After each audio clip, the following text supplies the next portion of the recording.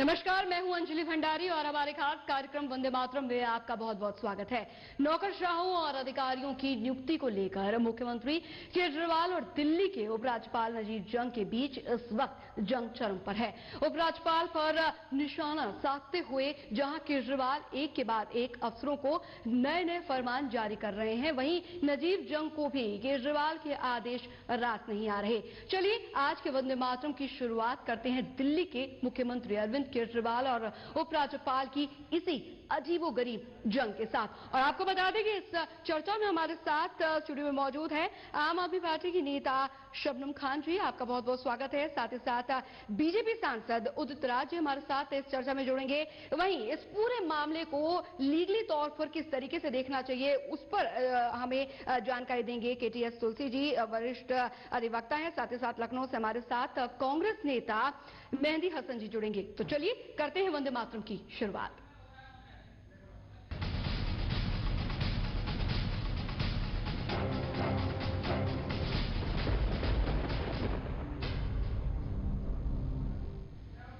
तो चलिए चर्चा को आगे बढ़ाने से पहले एक रिपोर्ट दिखाते हैं। दरअसल मुख्यमंत्री केजरीवाल की पहली पारी के साथ ही शुरू हुआ विवादों का सिलसिला और अब दूसरी पारी में हाल ये है कि दोनों ही एक दूसरे के अधिकारों को काट रहे हैं, एक दूसरे से छीन रहे हैं। क्या है पूरा मामला, आइए आपको दिखाते हैं।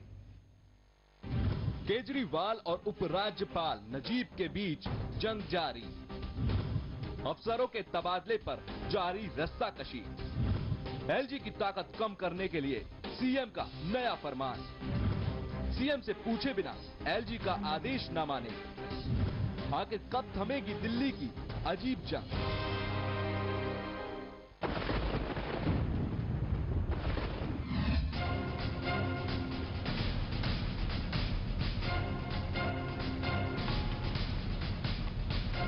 दिल्ली के मुख्यमंत्री अरविंद केजरीवाल और उपराज्यपाल नजीब जंग के बीच बड़ी सियासी गांठी सुलझने की बजाय अब और भी उलझती जा रही हैं। दोनों ही पक्ष अब खुलेआम एक दूसरे पर निशाने साध रहे हैं। मालूम तो यह है कि अब केजरीवाल उपराज्यपाल के खिलाफ खुली जंग का ऐलान कर चुके हैं। गौरतलब है कि दिल्ली के उपराज्यपाल की ताकत को कम करने के लिए मुख्यमंत्री केजरीवाल ने नया फरमान जारी किया है। नए फरमान के मुताबिक सचिवों और मुख्य सचिवों को यह फरमान दिया जाता है कि वे मुख्यमंत्री से बिना पूछे उपराज्यपाल का आदेश नहीं मानेंगे। दिल्ली सरकार ने ट्रांसफर की भी नई पॉलिसी बनाई है, जिसके तहत विभागाध्यक्ष और मुख्य सचिव अब सिर्फ जूनियर अधिकारियों का ही ट्रांसफर कर पाएंगे। सचिव स्तर के ट्रांसफर का अधिकार अब उप मुख्यमंत्री को दे दिया गया है। पहले ये उपराज्यपाल के अधिकार क्षेत्र में आता था। गौरतलब ये भी है कि नौकरशाहों के ट्रांसफर के मुद्दे को लेकर केजरीवाल सरकार और उपराज्यपाल नजीब जंग के बीच टकराव इस वक्त चरम पर है। केजरीवाल जहां एक ओर इस मामले को राष्ट्रपति तक ले जा चुके हैं, वहीं प्रधानमंत्री मोदी के भारत लौटते ही केजरीवाल उनसे इस मामले में हस्तक्षेप करने की मांग भी करेंगे। ब्यूरो रिपोर्ट, साधना न्यूज। तो बेहद ही अजीब जंग छिड़ी हुई है मुख्यमंत्री अरविंद केजरीवाल और उपराज्यपाल नजीब जंग के बीच। चर्चा की शुरुआत शबनम खान जी मैं आपसे करना चाहूंगी। क्या है ये मामला? पहले अरविंद केजरीवाल बतौर दिल्ली के मुख्यमंत्री ये कहते हैं कि कोई भी विभागों की जो फाइलें हैं वो उपराज्यपाल तक नहीं जाएंगी, सीधा मेरे पास आएंगी, और अब ये गैमलिन का मामला। इसको समझने की जरूरत है जी। कि पहले नजीब जंग जी किस तरीके के व्यक्ति थे, उनका व्यक्तित्व क्या था। वो एलजी की पोस्ट पर है, बिल्कुल सम्मानित पोस्ट है और सब उसका सम्मान करते हैं, कोई इसमें दो राय नहीं है। और ना कोई आम आदमी पार्टी का व्यक्ति उनका अनादर करने की कोशिश कर रहा है। लेकिन क्या आप किसी पार्टी के नुमाइंदे की तरह काम करवाना शुरू कर देंगे? यहाँ आपको उनकी भूमिका पर भी जाना पड़ेगा जी। मुझे लगता है कि बड़े माफी के साथ कहना चाहूंगी कि नजीब जंग जी कहीं ना कहीं किसी एक पार्टी के जैसे प्रवक्ता या किसी पार्टी ने उन्हें नियुक्त कर दिया हो, इस तरह से कामों को करने की कोशिश कर रहे हैं। और हम तो आए ही नए तरीके की राजनीति को अंजाम देने के लिए। वो सब व्यक्ति मैं हमेशा आपके माध्यम से आवाज उठाती रही हूं कि अधिकारियों पर से राजनेताओं का अंकुश हटना चाहिए। राजनेता जो अधिकारियों को अपने बपौती की तरह इस्तेमाल करते हैं, ये अंकुश हटना चाहिए। यही केजरीवाल जी करना चाहते हैं, इसमें बुराई क्या है? बुराई क्या है? अलग तरीके की राजनीति करना चाहते हैं अरविंद केजरीवाल। उदित राज जी क्या कहेंगे आप? देखिए, ऐसा है कि यह पहले बार ऐसा नहीं हो रहा कि राज्य सरकार अस्तित्व में आई है। 20 साल से लगभग यहाँ पर स्टेट गवर्नमेंट यानी स्टेट गवर्नमेंट है और उसका शासन है जी। और इसके पहले 15 साल लगातार एक ही व्यक्ति मुख्यमंत्री रही हैं, शीला दीक्षित जी।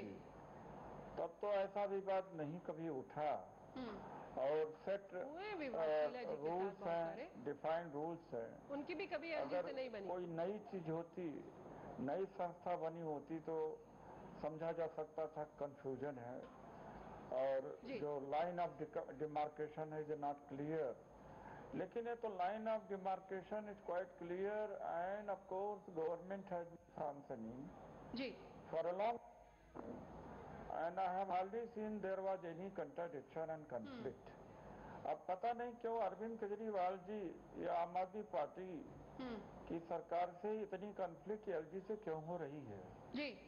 और जब रूल्स रेगुलेशन सारे डिफाइंड हुए हैं तो मेरा ख्याल है कि इसमें मुख्यमंत्री अपने अधिकार क्षेत्र से बाहर जाकर के एलजी के अधिकार क्षेत्र में प्रवेश कर रहे हैं तो वहाँ कॉन्फ्लिक्ट का जन्म हो रहा है। वह हम सलाह यही देंगे कि जनता की सेवा करें, जो वायदा किया था उसको पूरा करें और उसी में अपनी समय लगाएं, शक्ति लगाएं। जी बिल्कुल। और बिना वजह उदित राज जी आएंगे आपके पास। हम वो काम पूरा कर रहे हैं, इसीलिए आप सबको परेशानी हो रही है। बिजली पानी हमने 1 महीने के अंदर ही सारी चीजें सहूलियत देनी शुरू कर दी हैं। यही आप सब लोगों को घबराहट है कि सत्ता वापस कैसे हाथ में आप ला पाएंगे आप लोग, क्योंकि केजरीवाल जी तो अच्छा काम करना शुरू कर दिया, जनता के हितों के लिए सारे काम कर रहे हैं वो। इसीलिए आप सब लोगों में भय अब आ गया है एक बड़ा कि किस तरह से अब दिल्ली पे काबू पाना तो नामुमकिन हो जाएगा, क्योंकि केजरीवाल जी जनता के हितों को साधने में बिल्कुल सकुशलता से काम कर पा रहे हैं। ये भय है आप लोगों को। बस भारतीय जनता पार्टी और कांग्रेस ने तो समर्थन किया है, आपने देखा है। ऐसा नहीं है। शीला जी का भी जब एलजी थे खन्ना सर जी, उनके साथ रहा है विवाद। कोई इतना सुर्खियों में नहीं रहा, इतना सुर्खियों में नहीं रहा। देखिए शायद उनका विवाद बाहर ना आ पाया हो, लेकिन बड़ा विवाद था। हम खुद उसके प्रत्यक्षदर्शी हैं, हमने बहुत उसको नजदीकी से देखा है कि किस तरीके का विवाद था। शायद कांग्रेस थोड़ी समझदार और पुरानी पार्टी है तो उसको ढकने में कामयाब रही हो, लेकिन आप हमारी पार्टी पर इस तरीके का ब्लेम लगाने की कोशिश करते हैं। आप हमारी सीधी सीधी एक ही बात है, आम आदमी पार्टी आई है आम आदमी के लिए। जी शबनम खान जी, एक बात तो यहाँ पर साफ है ना कि जिस तरीके से एक ऑटो ड्राइवर्स की जो रैली होती है उसमें जाते हैं अरविंद केजरीवाल और वहां पर सार्वजनिक तौर पर एक महिला अफसर पर इस तरीके से वहां पर इस तरीके के आरोप लगाते हैं। लेकिन एक बात यहाँ पर और है कि आरोप लगाते हैं लेकिन सबूत कहाँ है? देखिए कभी भी केजरीवाल जी बिना सबूत के बात नहीं करते हैं। हर चीज के उनके पास सबूत होते हैं, तभी पुख्ता सबूत के साथ ही आम आदमी पार्टी ने हमेशा कोई भी किसी पर ब्लेम लगाया है तो उसके सबूत भी इकट्ठा करके रखे और सबूत लेकर भी आए सामने। तो अगर उनके बिजली कंपनियों से सांठगांठ के आरोप भी हैं और हम ऐसे अधिकारी को नहीं पसंद कर रहे हैं, हम एक दिल्ली अच्छी स्वच्छ दिल्ली साफ सुथरी जिस तरीके की राजनीति हम करने आए हैं, जिस तरीके के अधिकारी हम चाहते हैं, आप क्यों जबरदस्ती थोपना चाहते हैं कि वही व्यक्ति बैठे?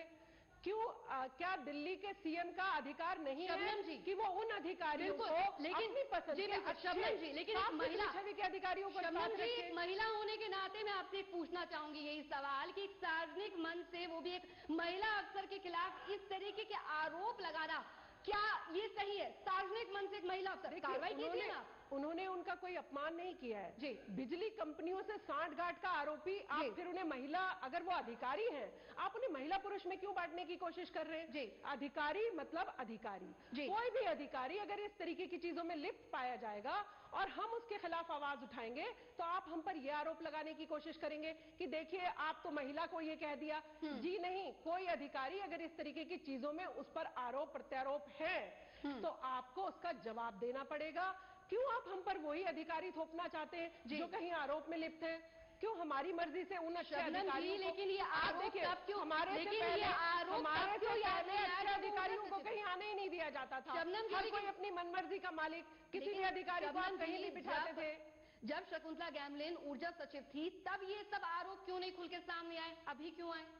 आप हम पर अगर उनको भेजेंगे, हमारे पास भेजेंगे जी। तो हमारा अधिकार बनता है जी। कि किसी अधिकारी के ऊपर अगर आरोप हैं और वो इस तरीके की चीजों में कहीं लिप्त पाई गई हैं, कहीं लगता है कि बिजली कंपनियों से उनकी सांठगांठ है, और हम बिजली कंपनियों के खिलाफ कितनी आवाज उठाते आ रहे हैं केजरीवाल जी।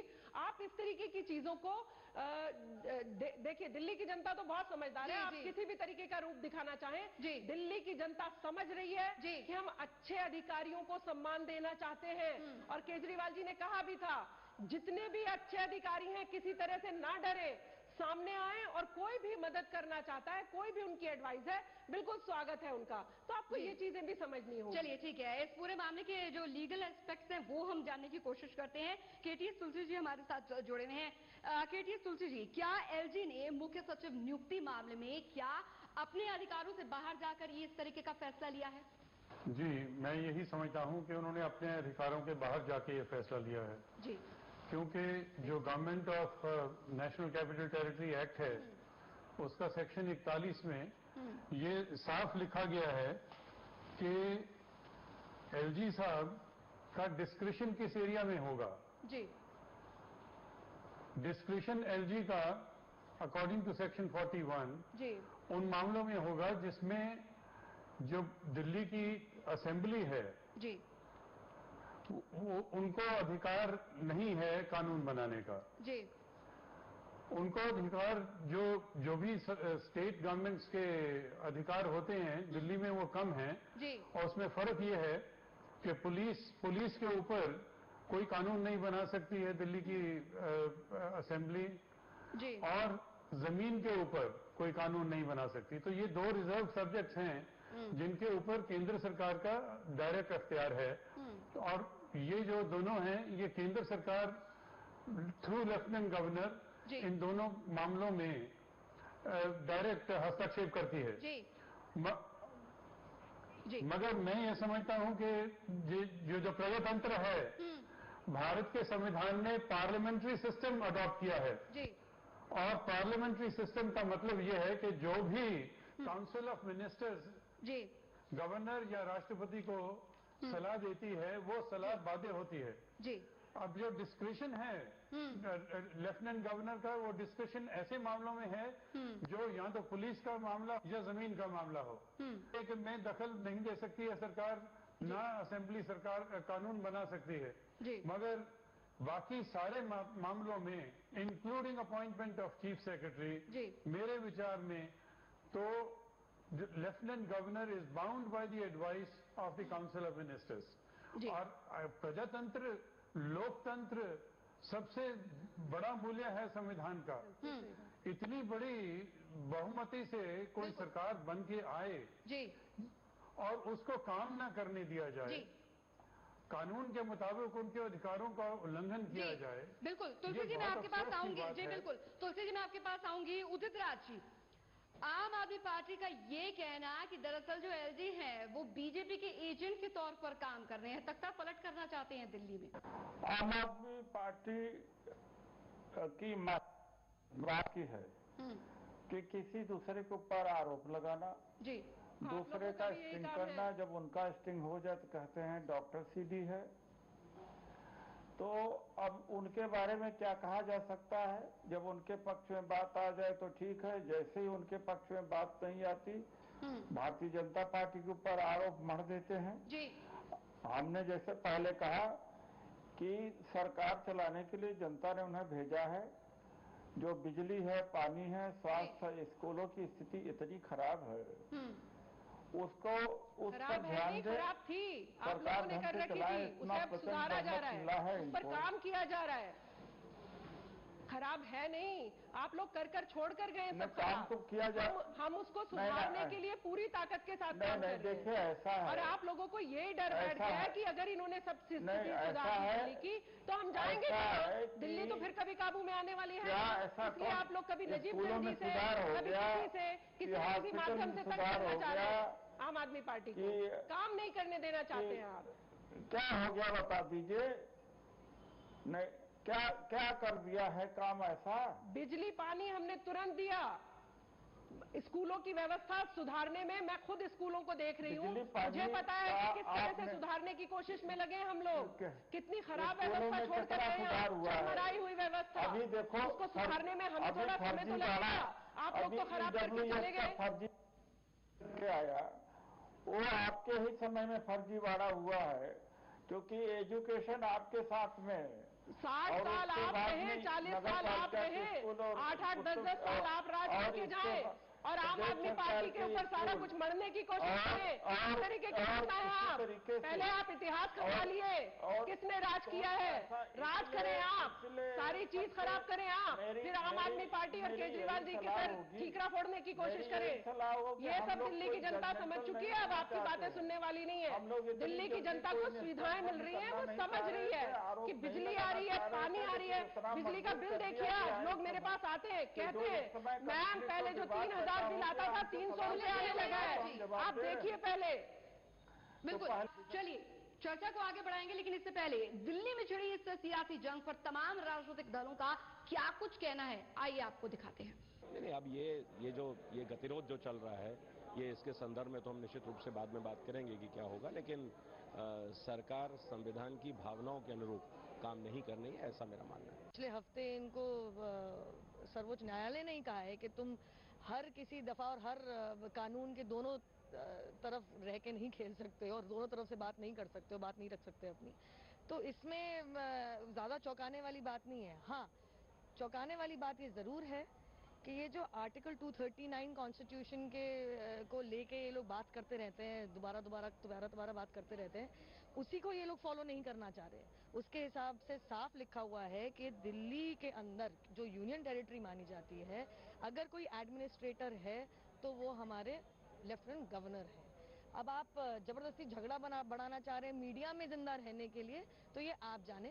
आप संविधान में देखें, संविधान के आर्टिकल 239A में बड़ा साफ साफ लिखा हुआ है कि दिल्ली के मुख्यमंत्री जी हर एक चीज को राज्यपाल के साथ मिलकर करेंगे। राज्यपाल यहाँ के मुखिया हैं, एलजी यहाँ के मुखिया हैं, उनके साथ मिलकर काम करेंगे। ये जो इनका आदेश है, ये किसी नियम कानून का उल्लंघन नहीं है, बल्कि भारतीय संविधान का अपमान है। ये बाबा साहब अंबेडकर का अपमान है। ये बहुत ही दुर्भाग्यपूर्ण है। जनता ने इनको चुना था काम करने के लिए, जनता ने दिल्ली की चुना था इनको डेवलपमेंट करने के लिए, ड्रामा करने के लिए नहीं। ये केवल और केवल ड्रामा कर रहे हैं, और उसका एक ही कारण है, ये अपनी नाकामियां छिपाना चाहते हैं। इन्होंने जो 70 वादे किए उसमें पूरी तरीके से फेल हो रहे हैं।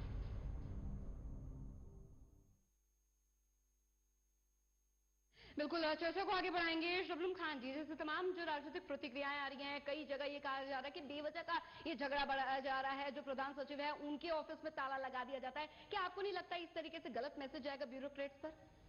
देखिए, ब्यूरोक्रेट को कुछ नहीं कह रहा है कोई।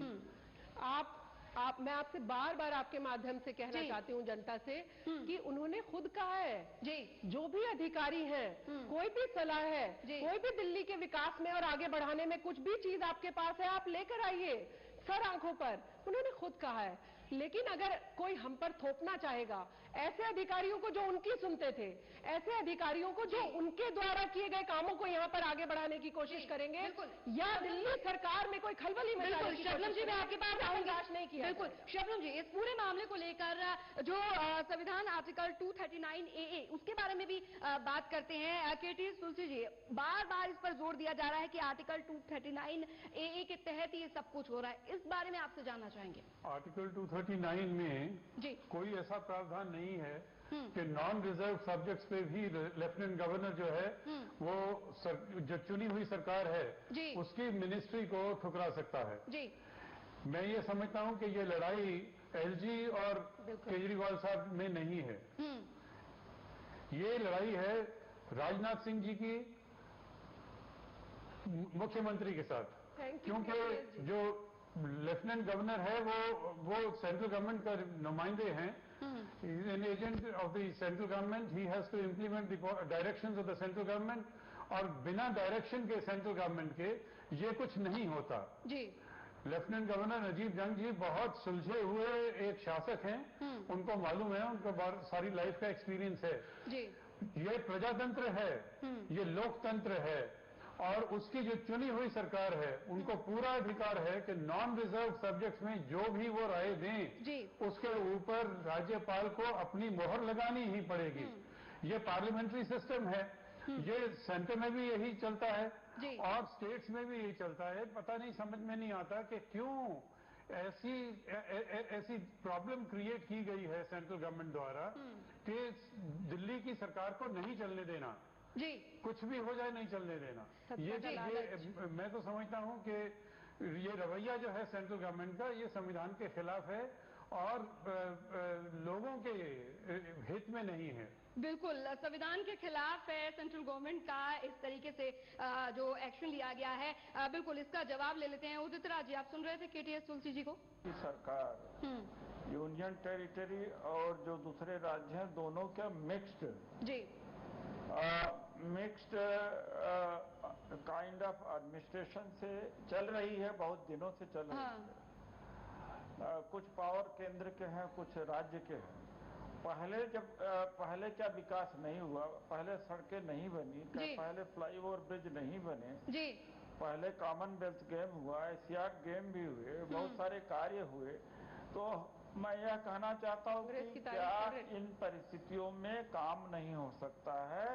जो नहीं, कांग्रेस की तारीफ की बात नहीं है। उदित राज जी कांग्रेस के राज में हुए उदित जी कि क्यों ये नहीं काम कर रहे हैं, ये काम क्यों नहीं कर रहे हैं, ये क्यों ये झगड़ा तकरार किसने कह दिया काम नहीं कर रहे हैं? उदित जी थोड़ा बाहर निकल कर देखिए, जनता से पूछिए जनता कितनी खुश है। बिल्कुल उदित राज जी आएंगे आपके पास। बिल्कुल विधायक किस तरह से गली गली घूम कर काम कर रहे हैं, आप थोड़ा बाहर निकल कर देखिए। तो आप शायद सांसद होकर भी गली गली घूमने की कोशिश नहीं कर पा रहे होंगे। दिल्ली की सड़कों पर तो निकलिए। 67 विधायक गलियों में रहते हैं, 67 विधायक गली गली लोगों की शिकायतें सुनने खुद जाते हैं। आप देखिए तो सही बाहर निकलकर। मोहर लगवाने किसी को कार्यालय नहीं आना पड़ता है, एमएलए खुद मोहर लगा के आता है। मैं इसका साक्षात प्रमाण बैठी हूँ देखकर। अगर बाहर न जाते, बाहर न घूमते तो शायद मैं ये न कहता। वो तो आप लहर में। बिल्कुल उदित राज जी आपके पास आएंगे बिल्कुल, लेकिन एक बात तो यहाँ पर साफ है कि एक तरफ तो प्रधानमंत्री नरेंद्र मोदी ये कहते हैं कि देश का विकास चाहिए तो प्रधानमंत्री और मुख्यमंत्री को मिलकर आगे बढ़ना पड़ेगा, लेकिन यहाँ पर कुछ अलग ही राजनीति चल रही है। तो वहीं इस पूरे मामले पर यानी कि मुख्यमंत्री अरविंद केजरीवाल और उपराज्यपाल नजीब जंग के बीच जिस तरीके की अजीबोगरीब जंग छिड़ी है, उस पर केंद्रीय मंत्री डॉक्टर हर्षवर्धन का क्या कुछ कहना है वो आपको दिखाते हैं। एलजी की जंग पर बात करने के लिए हमारे साथ केंद्रीय मंत्री डॉक्टर हर्षवर्धन है। हर्षवर्धन जी, जिस तरह से एलजी और अरविंद केजरीवाल बार-बार आमने सामने आ रहे हैं, क्या लग रहा है? दुर्भाग्यपूर्ण है। मुझे लगता है कि मुख्यमंत्री को अपना जो कानून है, संविधान है, उसके नियम कायदे कानून और मर्यादाओं का पूरी ईमानदारी से पालन करना चाहिए। ये सड़क पे लड़ाई झगड़ा करके और ये जो वर्षों से इंस्टीट्यूशंस का निर्माण हुआ है उनको डैमेज और डिस्ट्रॉय करने का समय नहीं है। एक सीनियर ऑफिसर पर भ्रष्टाचारी होने का आरोप लगाया जा रहा है। ये मैंने कहा ना कि ये सारी चीजें किसी भी मुख्यमंत्री को सड़क पे करना शोभा नहीं देता है। इसके लिए जो संवैधानिक तरीके हैं, अगर भ्रष्टाचार के खिलाफ लड़ाई लड़नी है उसका भी एक संवैधानिक तरीका है। ऐसी स्थिति आपने पहले देखी कभी? आपने लंबे समय तक राजनीति ना देखी, ना मैंने सुनी और ना ही मैं कभी ऐसी देखना चाहता, ना सुनना चाहता, और मुझे लगता नहीं कि ऐसी कभी देश में कभी कहीं किसी को देखने को मिलेगी। साफ है, डॉक्टर हर्षवर्धन का कहना है कि दिल्ली की जो स्थिति है वो ना कभी उन्होंने देखी है और ना आगे देखना चाहते हैं, क्योंकि जो अराजक स्थिति है उसको बदलना होगा, तभी दिल्ली की जनता का कुछ भला होगा। तो आपने सुना कि केंद्रीय मंत्री डॉक्टर हर्षवर्धन ने क्या कुछ कहा है कि ऐसी स्थिति शायद उन्होंने तो पहले दिल्ली में कभी नहीं देखी है। फिलहाल हमारे साथ एक दर्शक जुड़ गए हैं, उन्हें सुन लेते हैं। जी, मेरा नाम ब्रजेश है और मैं ग्रेटर नोएडा से बोल रहा हूँ। ये जो पूरी कंट्रोवर्सी चल रही है केजरीवाल और नजीब जंग के बीच, इसमें कहीं ना कहीं जो अधिकारी हैं, जो प्रशासनिक अमला है, वो कहीं ना कहीं देखता है। और दोनों, चाहे केजरीवाल हो चाहे नजीब जंग, दोनों को देखना चाहिए कि जो दिल्ली की सल्तनत है, दिल्ली की जो सरकार है, वो सही हिसाब से काम करे। हसन जी कुछ बोलना चाह रहे हैं? जी मेहदी हसन जी। साहित्य वर्मा जी की रही ये कभी उनको पर आरोप लगाएंगे, कभी बीजेपी वाले आम आदमी को पर आरोप लगाएंगे। ये दोनों इसी सिक्के के पहले आज ये लोग अपने सरकार के कांग्रेस तो सहयोग कर रही है मेहंदी भाई, आपके बड़े नेता नाराज हो जाएंगे। उन सब ने सहयोग किया है केजरीवाल जी को इस मामले में। उन्होंने कहा है केजरीवाल जी ठीक है। मेहंदी भाई सहयोग की यहाँ पर बात आई तो एक विचित्र सहयोग जो है वो प्रशांत भूषण और योगेंद्र यादव का भी मिला है। नहीं, देखिए यहाँ पर आप और हम जब सारी पार्टी से बात करने गए हैं और सारी पार्टी के आप ही वो दिखा रही हैं बिल्कुल उनकी बाइट्स, बिल्कुल सबने कहा है कि केजरीवाल जी अगर किसी अधिकारी को, अच्छे अधिकारी को लाकर दिल्ली को अच्छा स्वच्छ माहौल देना चाहते हैं, कोई बुरी बात नहीं है, चाहे वो सीपीआईएम है, चाहे वो कांग्रेस पार्टी हो। मुझे लगता है कि कई चीजों में हमें राजनीति से ऊपर उठना होगा। अगर हम दिल्ली की जनता, जो भारतीय जनता पार्टी के लोग सबसे ज्यादा दिल्ली की जनता दिल्ली की जनता के बारे में सोच रहे हैं, तो आप करने दीजिए ना। बिल्कुल, केजरीवाल जी को 5 साल जनता ने दिए, काम करने दीजिए। आप अगर इन्हीं चक्रों में फंसा के रखेंगे तो इंसान काम कैसे करेगा? यहीं से तो मुश्किल शुरू, जी बिल्कुल शबनम जी, यहीं से तो मुश्किल बड़ी रुकावट ही, बिल्कुल शबनम जी, यहीं से तो मुश्किल शुरू हुई है यहाँ पर। चलिए बिल्कुल चर्चा को आगे बढ़ाएंगे। आपके माध्यम से बता देना चाहती हूँ भारतीय जनता पार्टी को, आप कितनी भी अड़चने लगाइए, हम 5 साल जनता को सारी सुविधाएं देकर ही जाएंगे। शबनम जी, यही वजह है कि जनता ने आम आदमी पार्टी को चुना है। चलिए फिलहाल इस पर हम चर्चा करेंगे। वहीं इस पूरे मामले को लेकर कांग्रेस के वरिष्ठ नेता जेपी अग्रवाल से खास बातचीत की हमारे संवाददाता अमित दुबे ने। दिल्ली सरकार अधिकारियों की नियुक्ति को लेकर एलजी के साथ दो हाथ करने के मूड में है और इस पर हम बात करते हैं। कांग्रेस के वरिष्ठ नेता जेपी अग्रवाल हमारे साथ हैं। सर, जिस तरह से अरविंद केजरीवाल लगातार एलजी को ब्लेम कर रहे हैं, क्या कुछ कहेंगे आप? मुझे लगता है ये सारी जो लड़ाई है इसकी कोई ज़रूरत नहीं है। ये जितना बड़ा इसे बना दिया, इतना बड़ा इशू भी नहीं है। पहले भी डिफरेंस ऑफ ओपिनियन रहती रही है, लेकिन वो सुलझ जाती थी और बंद कमरे का काम है ये। मुझे लगता है दोनों ही व्यक्तियों ने इस तरह से नीचे आके काम करा है। उपराज्यपाल साहब के दफ्तर ने भी बड़ापन नहीं दिखाया और चीफ मिनिस्टर ने भी ये कोशिश नहीं करी कि हम कोई डायलॉग खोल के इस मसले को सुलझा दें। और मुझे जो लगता है वो ये है कि ये अपने काम में पूरे नहीं उतर रहे जो वायदे इन्होंने करे थे। केजरीवाल साहब अभी भी ये समझ रहे हैं कि धरना प्रदर्शन करना है, वही मेरा काम है। ये लड़ाई जो है ये बीजेपी वर्सेस आप पार्टी की लड़ाई है। दोनों लोग सियासत कर रहे हैं। ना तो भारतीय जनता पार्टी ने जो वायदे दिल्ली वालों से चुनाव में करे थे उनमें से कोई पूरा करा और वो भी बच के भागना चाहते हैं, और वही बात केजरीवाल जी के लिए, जो वायदे इन्होंने करे थे वो भी आसमान छूने वाले थे। बिल्कुल शबनम जी, मैं आपके पास आऊंगी, लेकिन उदित राज जी आपके पास आना चाहूंगी, क्योंकि बात यहाँ पर केंद्र की अगर यहाँ पर की जाए तो केंद्रीय गृह राज्य मंत्री किरण रिजिजू ने इस सब एक अलग ही पूरा का पूरा मोड़ दे दिया इस पूरे मामले को। अभी तक ये केजरीवाल मुख्यमंत्री वर्सेस उपराज्यपाल की जंग चल रही थी, लेकिन उनका कहना है कि पूर्वोत्तर की एक वरिष्ठ ऑफिसर है ये, और इस तरीके से उनका अपमान सार्वजनिक मंच पर करना पूर्वोत्तर के लोगों का भी अपमान है। अब इसे एक अलग ही राजनीतिक आयाम दे दिया गया है। अगर मान लो जो बात उनके शकुंतला गैमलिन जी के बारे में कही गई जी, कि जब उनकी नियुक्ति हुई तभी वो बात कही गई, अगर उनका आचरण संदिग्ध था जी, तो ये बात पहले ही संज्ञान में लाना चाहिए था। तो इस संदर्भ में किरण रिजिजू जी ने कहा जी कि एक तरह से इससे भेदभाव की बू नजर आती है या महिला के प्रति जो भी कह सकते हैं अंजलि, तो निश्चित तौर से अपमान वो है जो लड़का मारा गया। क्या अपमान अगर वो ऐसा अगर अंजलि, ऐसा अपमान वो है जो उनके साथ इस तरीके की घटनाएं घट रही हैं लड़कियों के साथ वहाँ की, तो आपको उस पर काम करना होगा। उजागर करना चाहिए था।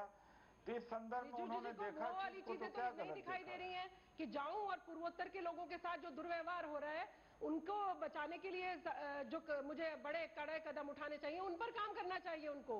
मुझे लगता है कि सारी भारतीय जनता पार्टी अपना केंद्र काम का सारा काम छोड़कर आम आदमी पार्टी को काम करने से कैसे रोका जाए, केजरीवाल जी के खिलाफ क्या कहा जाए, सब इसके लिए तैयार बैठे। आप कितना भी कुछ कहिए, आप कितना भी कुछ कहते रहिए, हम काम करते रहेंगे। दिल्ली की जनता के लिए आए हैं, दिल्ली की जनता को सुविधाएं देते रहेंगे। एक दिन दिल्ली की जनता 5 साल बाद जैसे आज 67 जिताई अंजलि, 70 की 70 जिताकर भेजेगी। आप देखिएगा 5 साल बाद ये 3 जो गलती से आ गए ये भी नहीं बचेंगे इनके, अगर इन्होंने ये हरकतें नहीं छोड़ी। वहां से शुरू हुआ और हम जिम्मेदार पार्टी हैं जी, और देश में सरकार है, एक आप ही जिम्मेदार हैं। जी बिल्कुल शबनम जी, उदित राज जी आपके पास आएंगे। जी बिल्कुल आएंगे आपके पास, लेकिन इससे पहले महिला कांग्रेस की राष्ट्रीय अध्यक्ष शोभा ओझा का इस पूरे मामले पर क्या कुछ कहना है, आइए वो भी आपको सुनवाते हैं। एलजी और अरविंद केजरीवाल की जंग नए नए रंग अख्तियार कर रही है। हमारे साथ महिला कांग्रेस की अध्यक्ष शोभा ओझा हैं। शोभा जी, जिस तरह से लगातार दोनों के बीच जंग छिड़ी हुई है, क्या कहेंगे आप?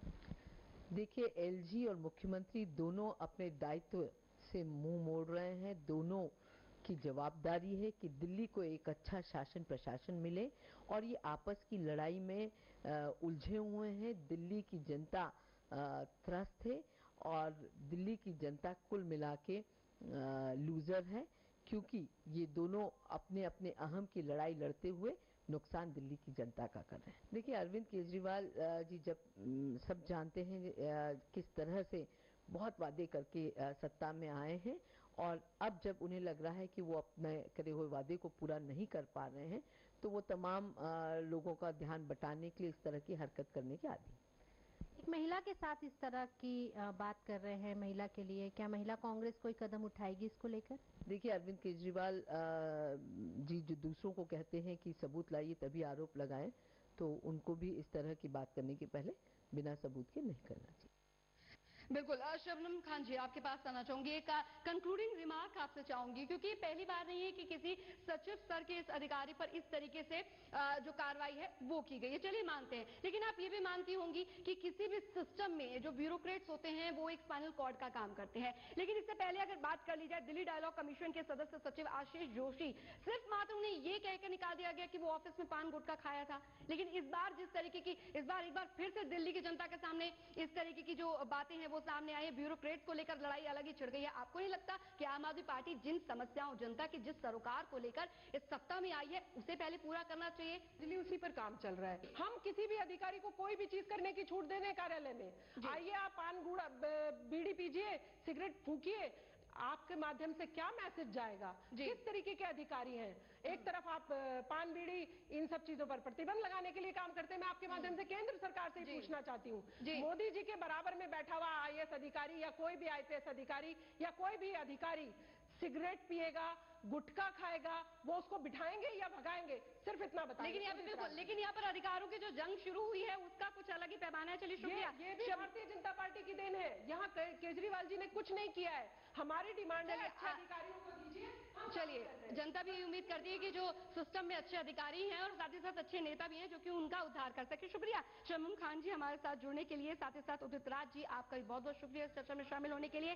केटीएस तुलसी जी जो कि वरिष्ठ अधिवक्ता हैं उनका भी बहुत बहुत शुक्रिया, और साथ ही साथ लखनऊ से हमारे साथ मेहंदी हसन जी जो कि कांग्रेस नेता थे वो भी हमारे साथ जुड़े थे, आपका भी बहुत बहुत शुक्रिया इस चर्चा में शामिल होने के लिए। लेकिन एक बात तो साफ है यहाँ पर कि दिल्ली की जो जनता है वो सिर्फ विकास चाहती है, और जो सियासी यहाँ पर खिचड़ी पकाई जा रही है वो शायद दिल्ली की जनता नहीं चाहती है, और ना ही उन्होंने कभी चाहा है कि भविष्य में भी इस तरीके की जो सियासी खिचड़ी राजनीतिक पार्टियां पका रही हैं वो आगे उन्हें भविष्य में परेशान करे। चलिए फिलहाल आज के वंदे मातरम में इतना ही, आपको छोड़े जाते हैं पब्लिक पंच के साथ। नमस्कार।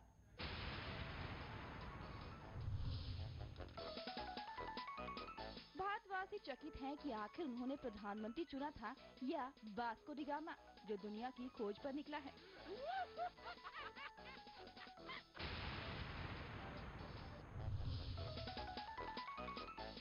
राजू, कोई आदमी यदि अपने घर के ही पोल्ट्री फार्म से लेकर चिकन खाता है तो वास्तव में वो वेजिटेरियन है। सोनू, वो कैसे भला? राजू, अरे क्योंकि घर की मुर्गी दाल बराबर।